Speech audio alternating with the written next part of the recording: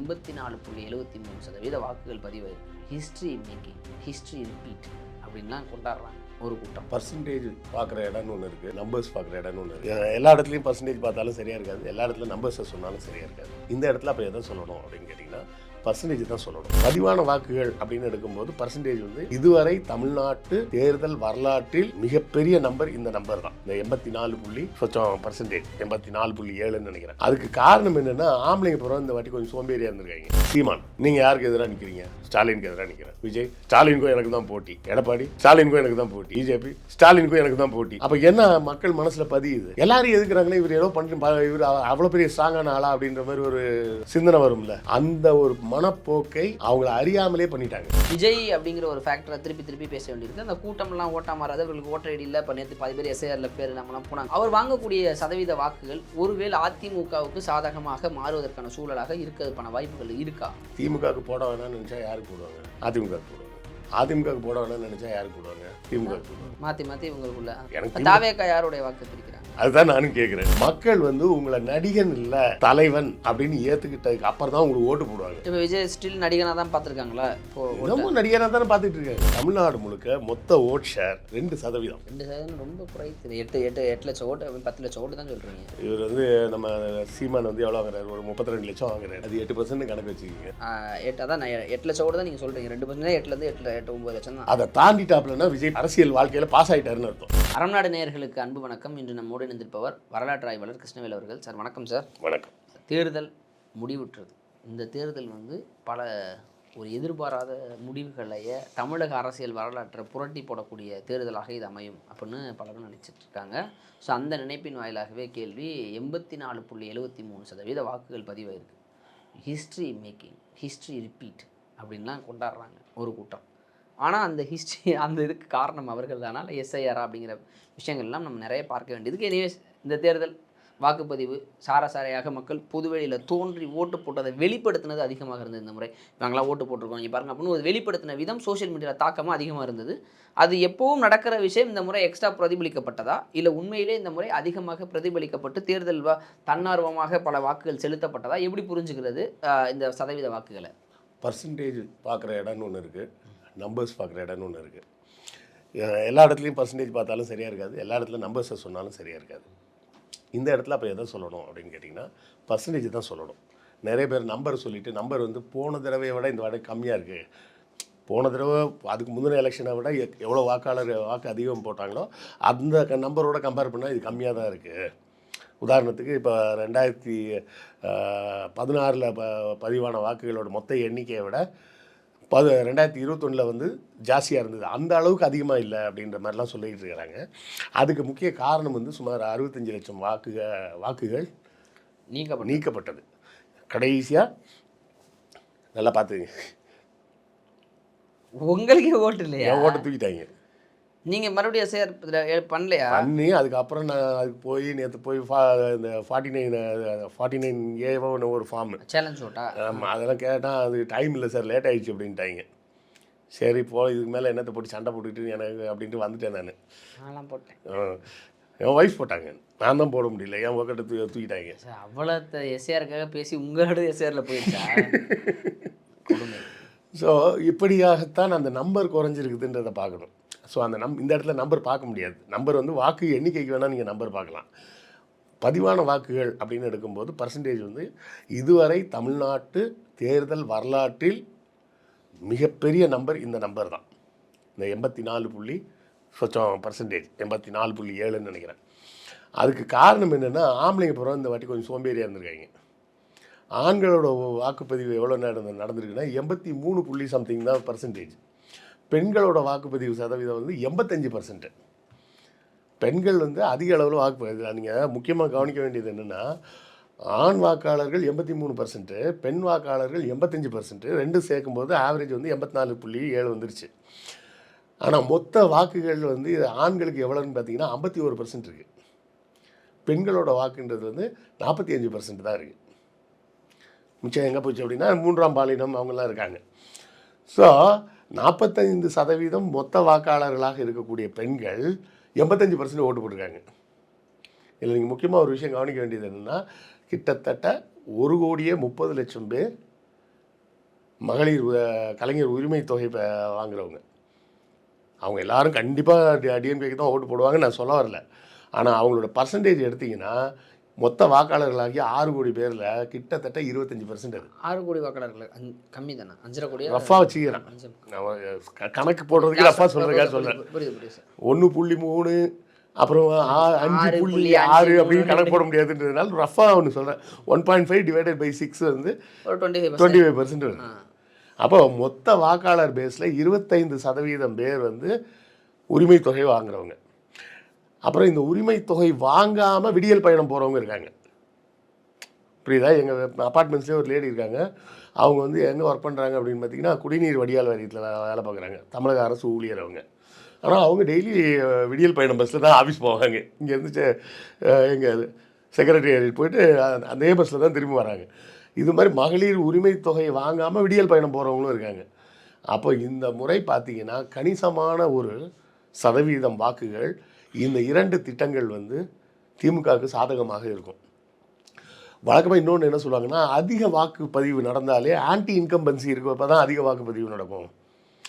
அந்த அரசாங்கத்தின் மீது ஒரு அதிருப்தி கடுப்பு வெறுப்பு இருக்கிற நேரத்தில் தான் விடக்கூடாதா, இவனை எப்படியா தூக்கணும், அதுக்காவது நம்ம போய் ஓட்டா போடுவோம் அப்படின்னு சொல்லிட்டு போவாங்க. ஆனால் இந்த முறை ஆன்டி இன்கம்பன்சின்னு பெருசாக எங்கேயுமே யாரும் பேசவே இல்லை. அது மாதிரி ஒரு பேர்னிங் இஷ்யூ.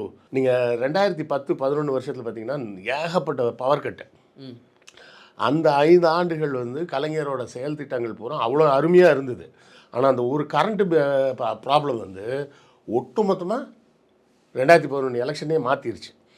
அந்த மாதிரி ஒரு பேர்னிங் இஷ்யூவாக எந்த ஆன்டி இன்கம்பன்சியும் இல்லை. இன்னொன்று என்னென்னா, ஒரு கட்சியை காலி பண்ணணுன்னா மற்ற எல்லாரும் ஒன்று சேரணும். இப்போ என்னென்னா எல்லோரும் தனித்தனியாக நின்றுட்டு நான் டிஎம்கே காலி பண்ண போகிறேன்னு இருக்காங்க. யோசிச்சு பாருங்க, அதிமுக கூட்டணியில் அதிமுக மட்டும்தான் எனக்கு கட்சி, வேறு யாரையாவது நீங்கள் கட்சின்னு கன்சிடர் பண்ணுற மாதிரி இருக்காங்களா? பிஜேபி இன்க்ளூடட் நான் சொல்கிறேன். பிஜேபி, வாசன், ஜிகே வாசன், இவர் டிடிவி, இவங்கெல்லாம் அவங்க நின்னாலே அவங்க ஜெயிப்பாங்களான்னு தெரியாது. அப்புறம் இதை விஜய் வந்துட்டார். நாங்கள் சீமான் அவர் எப்போவுமே தனியாக நிற்பார். இப்படி யாரை நாங்கள் எல்லோரும் ஒன்று சேர்ந்து வீழ்த்த போகிறோன்னு சொல்கிறாங்களோ அவங்க எல்லோரும் ஒன்று சேராமல் தனித்தனியாக நிற்கிறாங்க. ஸோ இந்த தேர்தல் வந்து 2 விதமாக நீங்கள் பார்க்கலாம். ஒன்று ப்ரோ இன்கம்பன்சியாக இருக்குதுன்ற மாதிரி பார்க்கலாம். ஒருவேளை கொஞ்சம் அடி வாங்கினா கோயம்புத்தூர் பெல்ட்டில் அடி வாங்கும். கோயம்புத்தூர் பெல்ட்டை தாண்டி வேறு எங்கேயும் அடி வாங்காது. மற்றபடி கோயம்புத்தூர் பெல்ட்டு கன்னியாகுமரி பெல்ட்டில் கொஞ்சம் அடி வாங்கிறதுக்கு வாய்ப்பு இருக்குது. இந்த 2 ஏரியாவை தாண்டி வேறு எங்கேயும் பெருசாலாம் திமுகவுக்கு பின்னடைவு அப்படின்னு சொல்ல முடியாது. ஆனாலும் அங்கேயும் பெண்களோட ஓட் ஷேர்னு ஒன்று இருக்குது. அந்த ஓட் ஷேர் இது எந்த கணக்குகளை வேணாலும் மாற்றலாம், சொல்ல முடியாது. 2011 ஜெயலலிதாவோட கூட்டணி, ஜெயலலிதாவோட கட்சி இல்லை, அவங்களோட கூட்டணி 232 சீட்டு ஜெயித்தாங்க. 2 சீட்டு தான் வெளியே போச்சு. அது யாருக்கு போச்சுன்னா டிஎம்கேக்கு போச்சு. அதில் ஒரு சீட்டு வந்து பரிதி இளமழுதி, இன்னொரு சீட்டு யாருக்குன்னா அண்ணா தோற்ற போது கூட தான் தோற்று போகாத கலைஞர். கலைஞரோட ஒரே ஒரு ஸ்பெஷாலிட்டி என்னென்னா, அவர் நின்ன முதல் எலெக்ஷன்லேருந்து 57 நினைக்கிறேன், 57 எலெக்ஷன்லேருந்து கடைசி எலெக்ஷன் வரை அவர் ஒரு எலெக்ஷனில் கூட எம்எல்ஏவாக தோற்றதே கிடையாது. அந்த எலெக்ஷனில் அவர் தான் ஜெயிச்சார். இந்த 2 சீட்டு மட்டும் தான் டிஎம்கே, மீது எல்லாமே டோட்டலாக ஏடிஎம்கே கூட்டணி. அப்படி ஒன்று நடந்தாலும் நடக்கலாம் 2026 எலெக்ஷனில். அப்படி ஒரு வரலாறு மீண்டும் திரும்புகிறதுன்ற மாதிரி கூட ஒன்று நடக்கலாம். ஏன்னா இவங்க எதிர்கட்சிகள் பூரா இப்படி தனித்தனியாக போய் நின்றுட்டு இருக்கிறது அது ஒரு பெரிய,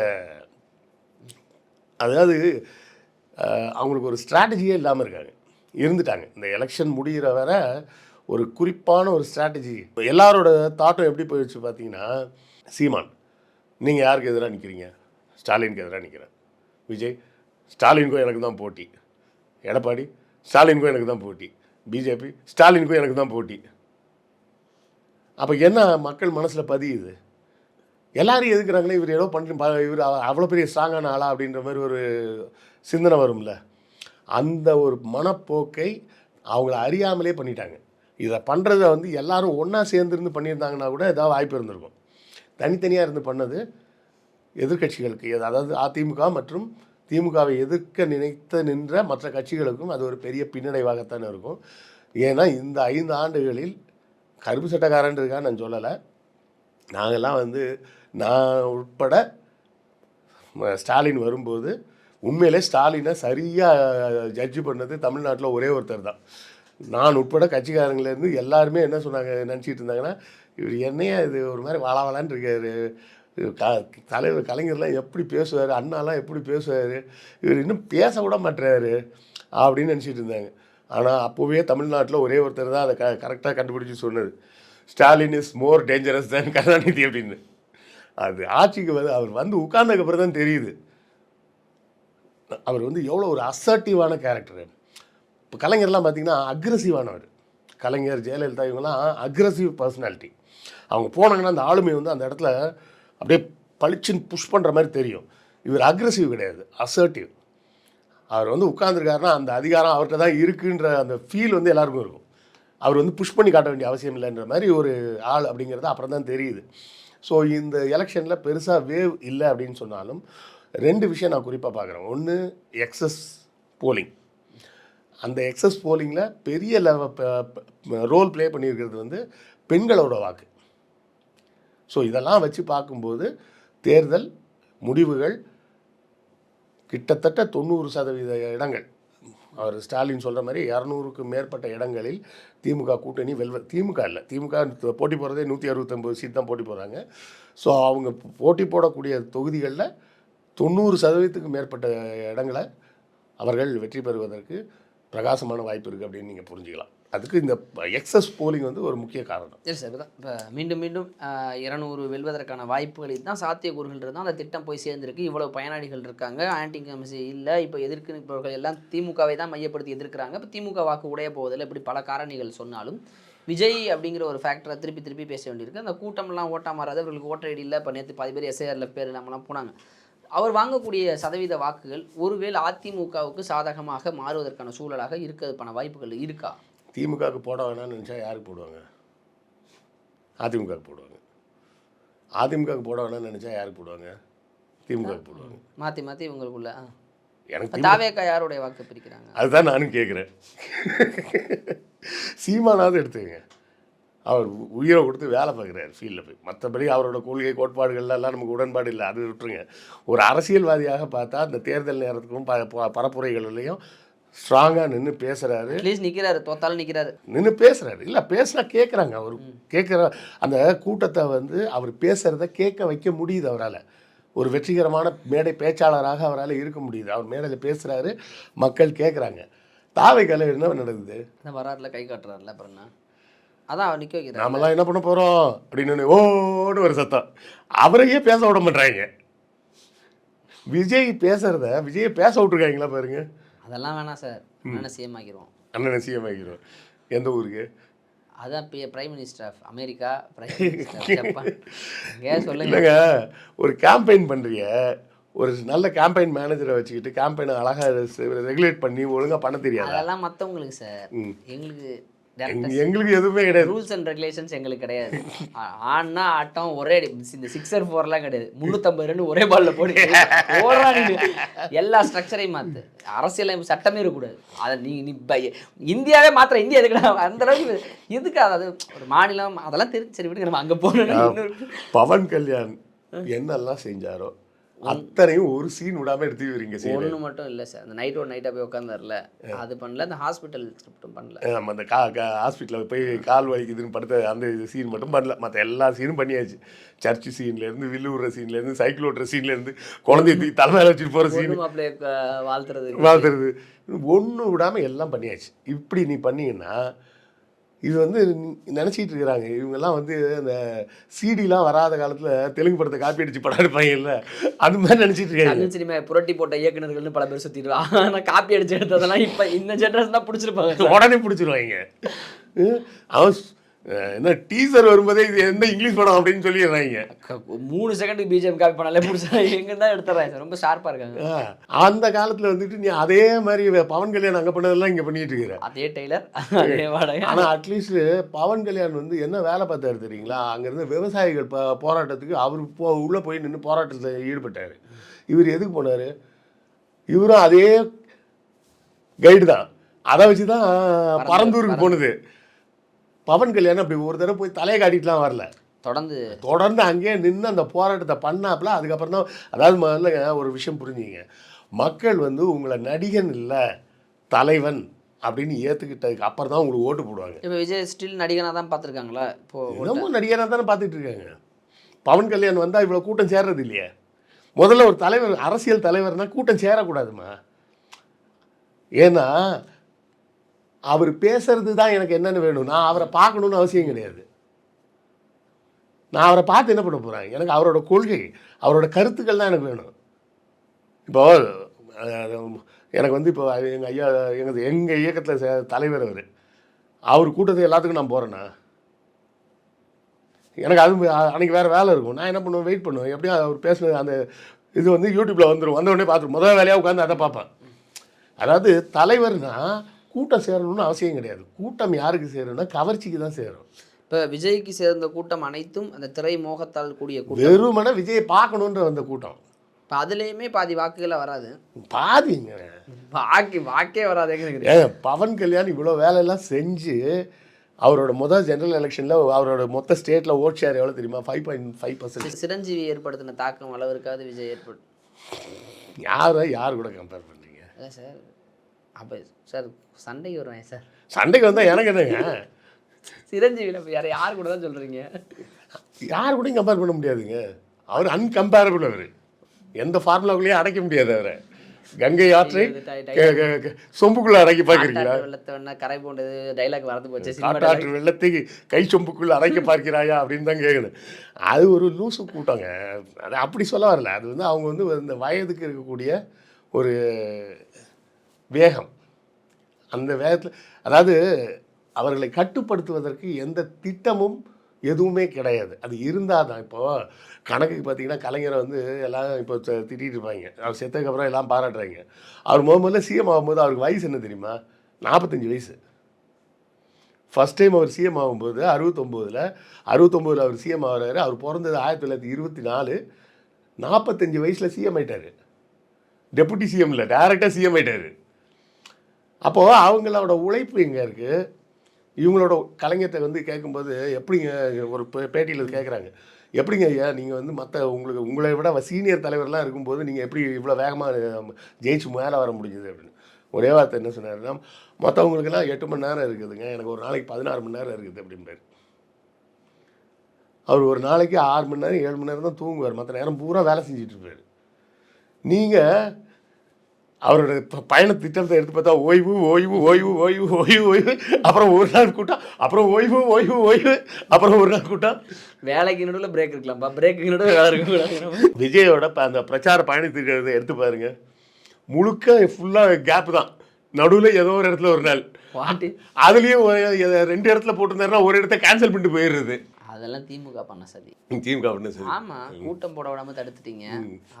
அது தேர்தல் கமிஷன் தான் அதுக்கு, அதெல்லாம் எங்களுக்கு தெரியாது. இருக்கட்டும் ப்ரோ, திமுக தான். அவங்க ஒரு பிளைண்டாக அப்படி ஒரு தாட்டில் இருக்காங்க. அவர் அதான் எனிவேஸ் அந்த அரசியல் படுத்தலை அண்ட் அரசியலாக்கப்படலை. இவருடைய வாக்குகள். விஜயகாந்த் வந்து தன்னுடைய ரசிகர் மன்றத்தை அவ்வளோ தூரம் அரசியல் படுத்தி வச்சுருந்தார். அவரே 12% தான் வாங்கினார். சீமான் ஒரு கொள்கையினாவது ஒன்று சொல்லிகிட்டு இருக்கிறார், தமிழ் தேசியம். அதுக்கு என்ன விளக்கம்னு அவர் இன்றைக்கி வரை அவர் சொன்னதில்லை. தமிழ் தேசியம் அப்படின்னு மட்டும் சொல்லிகிட்டு இருக்கார். அதை சொல்லியாவது அவர் ஒரு 8% வாங்கிட்டு இருக்கார். கமலஹாசனாவது ஒரு 6% வாங்கினார். நீங்கள் யாரை பார்த்து காப்பி அடிச்சிங்களோ அந்த பவன் கல்யாணம் 5.5% தான் வாங்கினார். அப்போ நீங்கள் எவ்வளோ வாங்குவீங்க? விஜய் 2% தாண்டிட்டார் விஜய் அப்படின்னு சொன்னால் pass mark. Mark my words, இல்லை அண்டர்லைன் மை வேர்ட்ஸ். தமிழ்நாடு முழுக்க மொத்த ஓட் ஷேர் 2%. 2% ரொம்ப குறைத்து. 8 லட்சம் ஓட்டு, 10 லட்சம் ஓட்டு தான் சொல்கிறீங்க. இவர் வந்து நம்ம சீமான் வந்து எவ்வளோ வாங்குறாரு? ஒரு 32 லட்சம் வாங்குறாரு. அது 8% கணக்கு வச்சுக்கிங்க. அதான் சார், அதான் 8 லட்சம் ஓட்டு தான் நீங்கள் சொல்கிறீங்க. 2% 8லேருந்து 8 9 லட்சம் தான். அதை தாண்டிட்டாப்லன்னா விஜய் பாஸ் பண்ணி அரசியல் வாழ்க்கையில் பாஸ் ஆகிட்டாருன்னு அர்த்தம். இது நிதர்சன உண்மைங்க. எங்கள் கமலஹாசனே 6% தான் வாங்க முடியுது. ரஜினிகாந்த் இந்த கணக்கெல்லாம் பார்த்துட்டு தான் நம்ம போனால் தேரை இழுத்து தெருல விட்ட மாதிரி தெருல விட்ருவாங்கடா வேணான்னு அவர் கமுக்கமாக ஒதுங்கிட்டார். தெளிவாக என்ன சொல்கிறாரு, திருவள்ளூருக்கு காவி சாயம் பூசினாங்க, எனக்கும் காவி சாயம் பூசா பார்க்குறாங்க அப்படின்னு சொல்லிட்டு அவர் வெளியே போயிட்டார். புரியுது சார். இப்போ நீங்கள் என்ன அதான் சொல்லுவது, விஜய் வாங்கக்கூடிய வாக்குகள் எந்த வகையிலையும் சேதாரத்தை ஏற்படுத்த வாக்குகளாக இருக்காது. இல்லை, காரணம் என்னன்றதை புரிஞ்சுங்க. ரஜினிகாந்துக்கும் கமலுக்கு விஜயகாந்துக்கெல்லாம் இருக்கக்கூடிய ரசிகர்கள் வந்து எத்தனை வயசு வர உள்ளவங்கன்னா கிட்டத்தட்ட 50-60 வயசு வர உள்ள ஆட்கள்லாம் இருக்கிறாங்க. விஜயோட ரசிகர்கள், அதாவது சினிமா ரசிகர்கள், ஒரு நடிகருக்கு ஒரு சினிமா ரசிகர்னு ஒருத்தர் இருக்காருன்னா அவர் 10 வயசுலேருந்து 50 வயசு வர உள்ள இருக்கக்கூடிய ஆட்களாக இருப்பாங்க. விஜயோட மற்ற நடிகர்களுக்கெல்லாம் 50-60 வரை ஒரு ஏஜ் பிராக்கெட் கொடுக்கலாம். விஜய், ரஜினி, கமல், விஜயகாந்த் இவங்களுக்கெல்லாம். விஜய்க்கு எவ்வளோ கொடுக்க முடியும் நீங்கள் பிராக்கெட்டு? அதிகபட்சம் 30 வயசு தான் கொடுக்க முடியும். 30 வயசுக்கு மேலே இருக்கிறவன் அஜித் ரசிகராகவோ கமல் ரசிகராகவோலாம் இருக்க மாட்டான். அவன் பொதுவான சினிமா ரசிகராக இருப்பான். புரியுதுங்களா? 35 வயசுக்கு மேலே ஒருத்தன் நான் சினிமா ஒரு நடிகருக்கு ரசிகன்லாம் சொல்லிட்டு இருக்கிறான்னா அதுவே வெக்கக்கேடு. எனக்கு பிடிச்ச நடிகர் அப்படின்னு வேணால் சொல்லிக்கலாம். இப்போ ரஜினி எனக்கு பிடிக்கும்பா, கமலா ரஜினி, இல்லை கமலை விட எனக்கு ரஜினியை பிடிக்கும், இல்லை ரஜினியை விட எனக்கு கமலை கொஞ்சம் நிறைய பிடிக்கும். மற்றபடி 2 பேர் படமும் பார்ப்பேன் அப்படின்ற இடத்துக்கு 35 வயசு ஆனதுக்கப்புறம் மாறாமல் இருக்கிறான்னா அவன் பூமிக்கு பாரான்னு தான் சொல்லணும். சரியா? ஆனால் இந்த 35 வயசுக்கு மேலே இருக்கிற ஒருத்தன் வந்து எனக்கு விஜயை பிடிக்கும்னு சொல்கிற செட்டே கிடையாது. ஏன்னா விஜய் நடிக்க வந்ததே 90 தான். மொதல் படத்துலேருந்தே விஜய் ரசிகராக இருந்தால் கூட இன்றைக்கி அவனுக்கு வயசே 35 தான் இருக்கும். புரியுதுங்களா? இப்போ நானும் விஜய் படம்லாம் பார்த்துருக்கிறேன். எது கோயம்புத்தூர் மாப்பிள்ளை, விஷ்ணு, அதெல்லாம் பார்த்து நக்கல் அடிச்சிட்டு இருந்துருக்குறோம் நாங்கள்.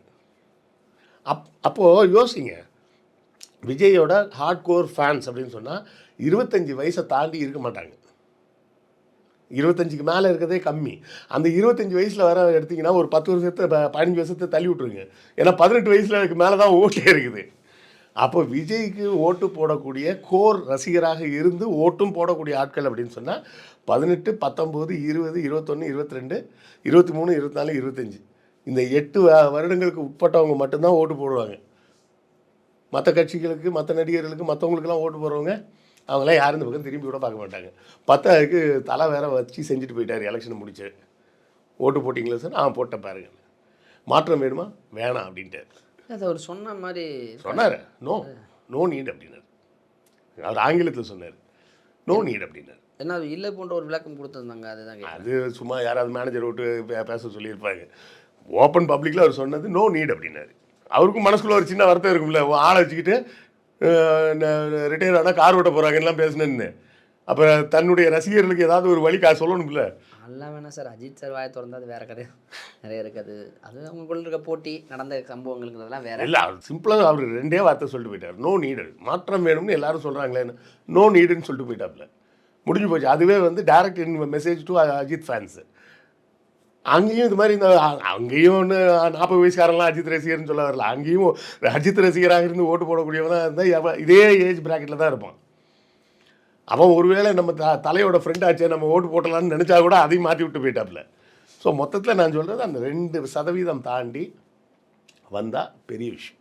Okay sir. இனிமேல் நீங்கள் சொல்லக்கூடிய வாக்கு சதவீதம் அல்லது எதிர்பார்க்குற வாக்கு சதவீதம் கூட எந்த வகையிலும் விஜய் அவர்கள் வெற்றி பெறுவதற்கான சூழலுங்கிறது துளியளவும் இல்லை. ஒரு வெற்றியை டிஸ்டர்ப் பண்ணுற அளவுக்கு இருந்தால் கூட அது அதிமுகவை தான் பாதிக்கும் பெரிதளவில் அப்படிங்கிற விஷயங்களையும் சொல்லியிருக்கீங்க. எனவே அது எத்தனை சீட்டாக வருது, தனி மெஜாரிட்டியில் வர்றாங்களா, அல்லது புதிய ஏதோ ஒரு தாக்கம் ஏற்படுதாங்கிறதெல்லாம் மே 4ஆம் தேதி அந்த வாக்குப்பெட்டிகள் என்ன ஆரம்பித்த நாளில் நம்மளும் பேசுவோம் சார். நேரம் கொடுத்ததற்கு நன்றி சார். நன்றி.